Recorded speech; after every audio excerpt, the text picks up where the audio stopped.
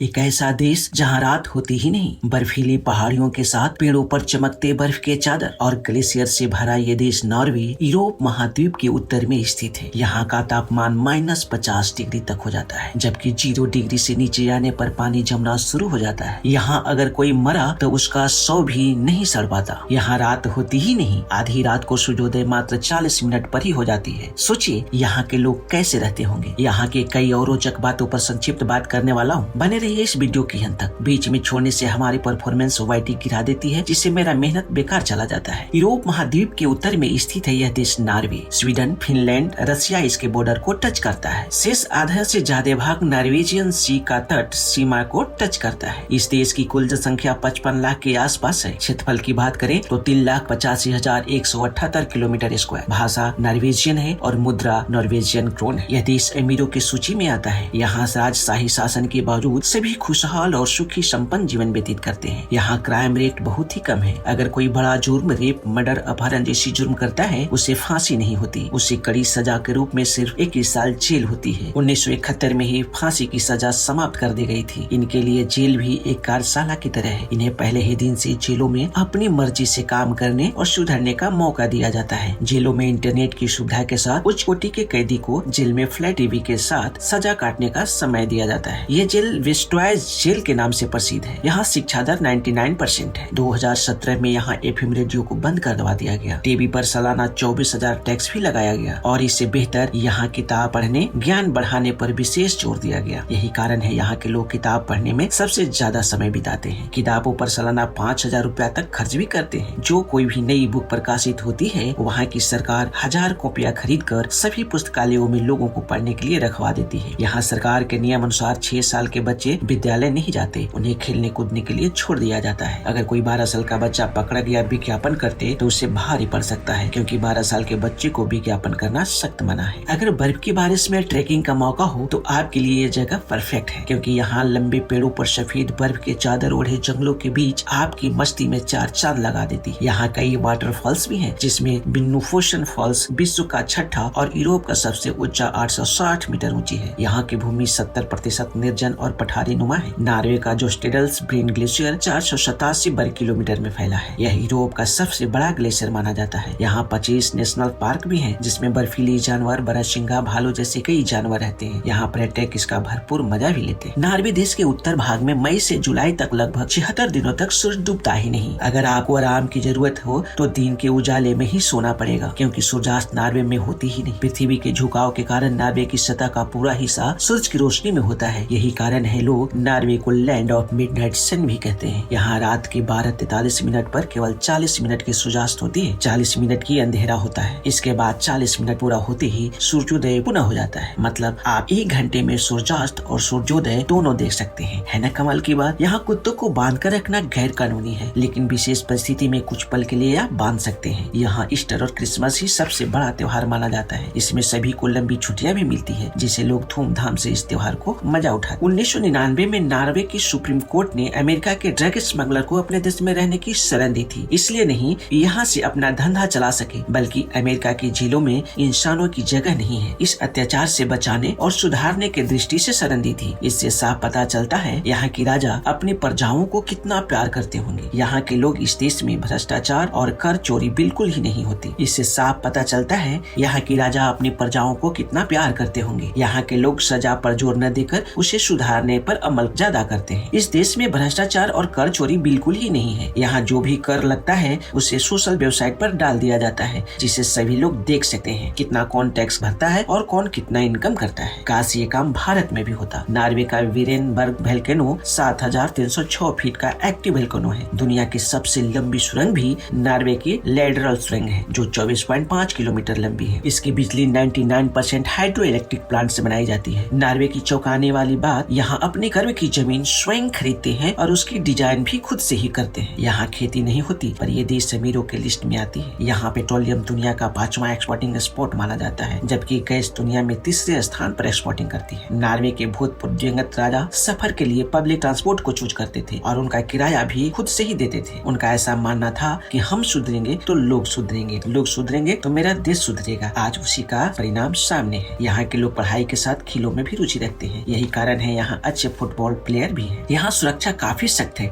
यही कारण है यहाँ पर्यटक आसानी से ट्रेवल कर पाते हैं। फ्रेंड्स, पूरी वीडियो देखने के लिए धन्यवाद। आपको क्या खास लगा कमेंट में बताएं। अगर आप सब्सक्राइब नहीं किए हैं तो लाइक और सब्सक्राइब जरूर कर दें। जय हिंद, जय भारत। आपका दिन शुभ हो।